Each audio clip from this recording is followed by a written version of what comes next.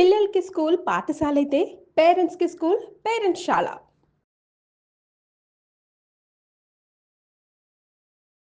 నమస్తే రమ్మగారు. నమస్తే జయ. ఒక మాట చెప్తాను జయ. చెప్పండి. ధర్మ సందేహం అంటే ధర్మం అంటే ఏమిటి? నీతి నిజాయితీ ఏదో పూజా విధానం సంప్రదాయం కదా.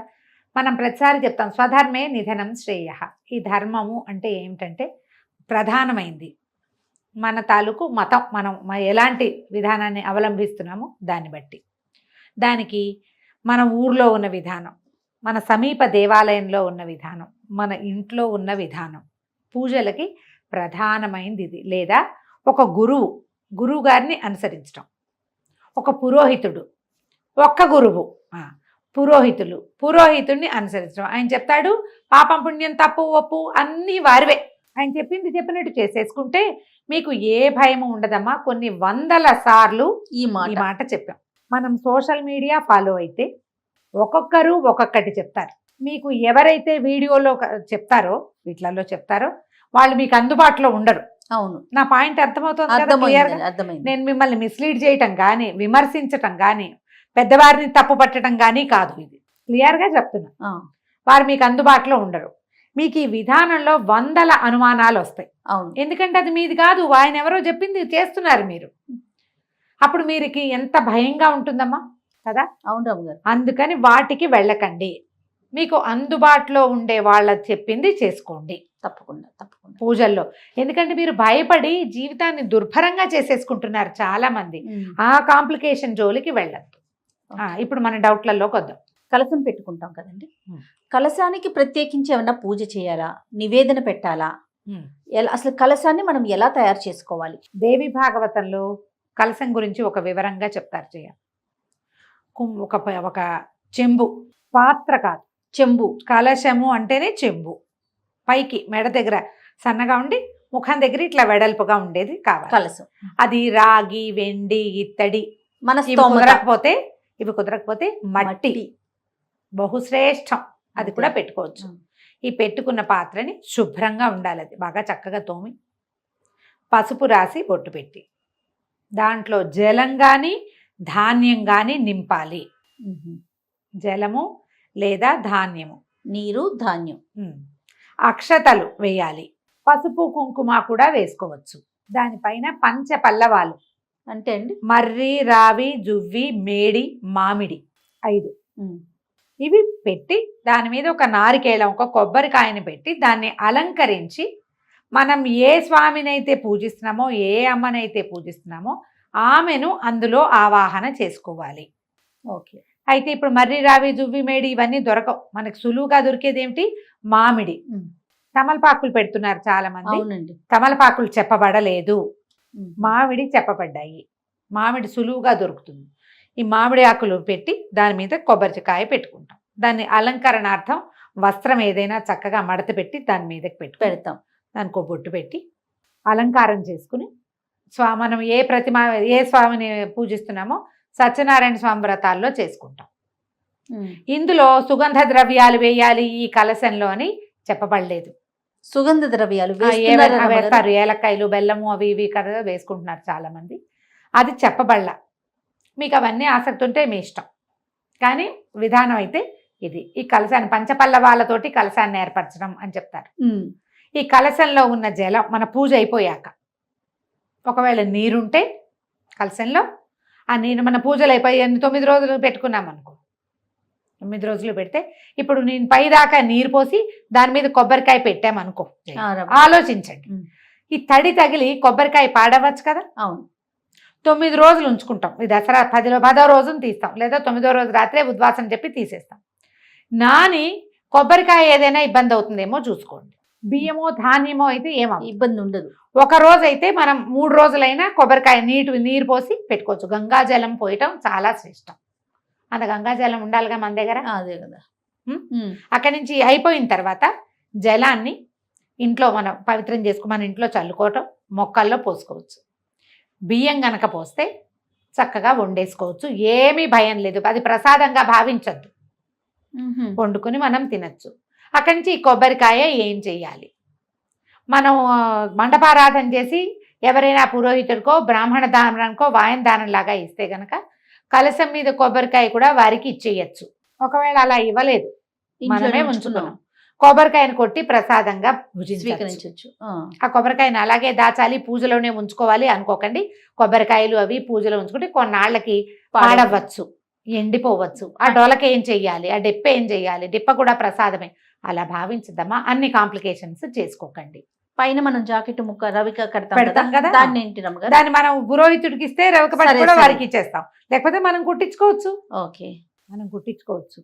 కలశం పెట్టుకునేందుకు సింపుల్ విధానం ఇది. అక్కడి నుంచి కలశం పెట్టుకుంటామా, పెట్టుకున్నప్పుడు ఏం చేయాలి, మనకి మన సత్యనారాయణ వ్రతంలో చెప్పినట్టుగానే ఒక చిన్న ప్రతిమా విశేషం ఏదైనా, ఒక చిన్న ప్రతిమ కానీ అమ్మవారిదో దుర్గదో లక్ష్మిదో ఎవరుంటే మన దగ్గర చిన్న ప్రతిమ పెట్టుకుని ఆ ప్రతిమా స్వరూపానికి చేసుకోవాలి. ఆ ప్రతిమకి మనం పూజ చేసుకోవాలి. ప్రతిమకి ఇప్పుడు కుంకుమ పూజ, ఇంత కలశం మీద ఇట్లా కుంకుమ చల్లలేం కదమ్మా, కాబట్టి చిన్న ప్రతిమ కనుక పెట్టుకుని ఆ కలశం పెట్టి కలశం దగ్గర ప్రతిమా విశేషం పెట్టుకుని మనం గౌరీదేవిని పెట్టుకోవచ్చా, గౌరిని పెట్టుకోవచ్చు, గౌరిని పెడతాం. గౌరితో పాటు ఒక చిన్న ప్రతిమ పెట్టుకుని, ఇప్పుడు నువ్వు అభిషేకం చేయాలనుకుంటావు, కలశానికి చేస్తావా, చేయలేము. గౌరీదేవి పసుపుతో చేసిన గౌరికి చేయలేకపోతాం. ఇప్పుడు ఎవరికి చేయాలి, ప్రతిమకి. ఒక చిన్న ప్రతిమ మీరు ఒక బంగారుదో వెండిదో రాగి అమ్మవారివి రాగివి దొరుకుతాయి, చిన్న త్రిపుర సుందరి అవి వేసి వెనకాల శ్రీచక్రం వేసినవి, అటువంటిది ఏదైనా ఒకటి తెచ్చి పెట్టుకోండి. శుభ్రంగా తోమేసి పెట్టుకుంటే మనం ప్రతిసారి పూజలో పెట్టుకుంటాం, మళ్ళీ తీసి మన పూజలోనే ఉంచుకుంటాం. ఏటా కొనుక్కోవాలి అక్కర్లేదు, కొనుక్కోవాలన్న ఇదేం లేదు. మన ఇంట్లో ఉన్న ప్రతిమ శుభ్రం చేసుకోవటం, మనం ఆవాహన చేసేటప్పుడు ఆ ప్రతిమా విశేషంలోకి కూడా అమ్మవారిని ఆవాహన చేసుకోవటం. ఇప్పుడు ప్రతిమ కావాలి కదా మనకు ఒక స్వరూపము. ఆవాహన అంటే ఒక విషయం అమ్మగారు, ఇప్పుడు మనకి బయట ప్రతిమలు కనిపిస్తా ఉన్నాయి, కలశం మీద పెట్టడానికి అమ్మవారి ముఖంతో చక్కగా మొత్తం పూర్తిగా అన్ని ఉన్నట్లుగా, ముఖం కళ్ళు ముక్కు అన్ని శరీరవయవాలతో ఉన్నట్లుగా కనిపిస్తా ఉన్నాయి. అది పెట్టుకునేటప్పుడు ఏమైనా ప్రత్యేకమైన నియమాలు పాటించాలా, అది ఎవరిమైనా పెట్టుకోవచ్చా? అవి కొత్తగా వచ్చినాయి కదా జయ, అదేంటంటే స్పాంజిలు కూరి, గుడ్డలో స్పాంజ్ కూరి చేసింది, ఊరికే అలంకరణార్థమేనమ్మా, అలంకారం కోసమే. మీరు అలంకరించుకున్న దాన్ని ఒక స్వరూపంగా మీరు అనుకుంటున్నారు, తర్వాత అన్ని తీసేస్తారు ఏ ముక్క కా ముక్క, అన్నా కాదు? అవును రమ్మ గారు. ఇప్పుడు అందుకని దాని బదులు జల కలశం పెట్టుకోండి. మీకు కావాలంటే, మీకు ప్రతిమ మీద ఆసక్తి ఉంది, ఇట్లా చక్కగా అలంకారం చేసుకో, పెట్టుకో. అక్కడ నువ్వు పసుపులు కుంకాలు విసరవు, వేయలేకపోతాం, పువ్వులు వేసుకో, పువ్వులు పెట్టి చక్కగా అలంకారం చేసుకుంటాం. మీరు అలంకరణార్థం చేసుకునే ప్రతిమ వెనకాల ఇక్కడ కలశం, కింద చిట్టి ప్రతిమ ఏదైనా, కాసు రూపు, చిన్న అన్నపూర్ణాదేవి విగ్రహాలు ఉంటాయి అది పెట్టుకోవచ్చు, లలితాదేవి విగ్రహాలు ఉంటాయి ఇంతవి, లేదా ఇంత కాసు బంగారు కాసు 1 గ్రాము ఒట్టి కాసు కొనుక్కోండి, రింగ్ ఉన్నది కాకుండా 1 గ్రామ్తో అన్ని పూజలు ఆవిడకే చేసుకోండి. నైవేద్యాలు ఏమైనా ప్రత్యేకించి పెట్టారా రమ్మగారు కలశం పెట్టినప్పుడు? దసరా నైవేదనలో అన్న నివేదన ఎలాగూ చేస్తాం కదా జయ. ఇప్పుడు చెప్తా దీని మీద ఏంటంటే, మీరే కలశం పెట్టుకుని అది కలశం కలశం కలశం అని 100 సార్లు అనుకుంటే అక్కడేదో పవర్ వచ్చేదమ్మా, మంత్రంతో పవర్ వస్తుంది దానికి. నాకు ఇలా చెప్పడం అయ్యో పాపం అనిపిస్తోంది, కానీ మీరు ఆలోచించండి, తెలియాలి కదా రమ్మగారు. ఇప్పుడు ఒక చెంబులో నీళ్లు పోసి 4 మామిడి ఆకులు పెట్టి దాని మీద కొబ్బరికాయ పెట్టి నువ్వు చేసి అది పెడితే పవర్ రాదు. ఆ పవర్ రావడానికి కావలసిన సాధనం ఇది. ఆ శక్తి ఎక్కడ ఎలా వస్తుంది, మంత్రంతో. నువ్వు అది చేయకుండా అది లేనప్పుడు దీనికి ఎట్లా వచ్చి, అందరికి మంత్రాలు రావు కదా రమ్మగారు, మరి ఎప్పుడు ఏంటి చెప్పండి. అందుకని చక్కగా పుస్తకంలో ఉన్న పూజా విధానం ప్రకారం ఓ ప్రతిమ పెట్టుకోండి, ఇది పెట్టుకోండి అని చెప్తే అంత మటుకే చేయండి అమ్మా, ఎక్కువకి వెళ్ళొద్దు. 2 కావాలంటే కష్టం కదా. ఇప్పుడు నువ్వు అలా పెట్టి కావాలంటే పురోహితుడిని పెట్టి చేసుకోండి. దసరా నవరాత్రులు ఆయన చేస్తాడు ప్రాణప్రతిష్ఠ మంత్రంతో. మంత్రం ఈ పూజ పూజే నువ్వు కావాలంటే చక్కగా పువ్వులతో అలంకారం చేసి చక్కగా యాదేవి సర్వభూతేషు మాతృరూపేణ సంస్థిత ఇది చదువుతుంటూ వేసుకుంటుండు, చదివిన దాని ఫలితం వేసిన దాని ఫలితం తప్పకుండా వస్తుంది, అంతే కదా. చక్కగా స్తోత్రాలు చదువుకోండి. ఈ కలశము ఆవాహన లాంటివి పెద్దవి రానివి వచ్చా మీరు హాయిగా చేసుకోండి, మీకు ప్రశ్నలే ఉండవు, వచ్చిన వాళ్ళకి బాధ ఏముంది, అంతేగా, బాధ లేదు కదా. ఇది చెప్పాలనిపిస్తుంది జయ. ఏంటంటే మేము కలశం పెట్టి పూజ చేస్తాము అలాంటివి చెప్తూ ఉంటారు అందరూ, కలశం పెట్టుకోండి అని చెప్తారు పెద్దవాళ్ళు కొంతమంది. దాన్ని చేసేయాలనిపిస్తుంది, అది ఎట్లా చేయాలో తెలియదు. ఏదో చేయటం వల్ల మనకి ఏదైనా వచ్చేస్తుంది అనుకోవద్దు. చేసేది శ్రద్ధగా చేయాలి. డాంబికానికి పోవద్దు. డంబాచారంతో గ్రాండ్ అని చేసేదాంతో ఫలితం రాదు. ఓకే. మీరు చేసే కాస్త చిన్నది ఎప్పుడూ చేసుకునేది రెగ్యులర్గా, శ్రద్ధగా, నియమంగా, ఆసక్తితోటి, ప్రేమతోటి, భగవంతుడి మీద నమ్మకంతో చేస్తే సరిపోతుంది. నువ్వు ప్రేమతో డంబాచారం చెయ్యవు. నువ్వు డంబాచారం ఎప్పుడు డంబం కోసం, గొప్ప కోసమే చేస్తావు. అంతే, కరెక్ట్ అండి కదా. అవునండి. ఆలోచించి దిగండి దేంట్లోకైనా. చక్కగా ఓ పురోహితుని ఏర్పాటు చేసుకోవచ్చమ్మా. ఎంత బాగుంటుందో. దసరా ఉత్సవం నాకు ఎంత సరదానో అట్లా చేయాలని. అవునా? ఇంట్లో కుదరదు అట్లా. కానీ నేను మాకు పాఠశాలలో చక్కగా అసలు ఎంత బాగుంటుందో, బహుపరాకులు చెప్తూ ఎంత బాగా చేస్తారో. మంచి వేద విద్యార్థులు చాలా మంది ఉన్నారు. చాలా బాగుంటుంది.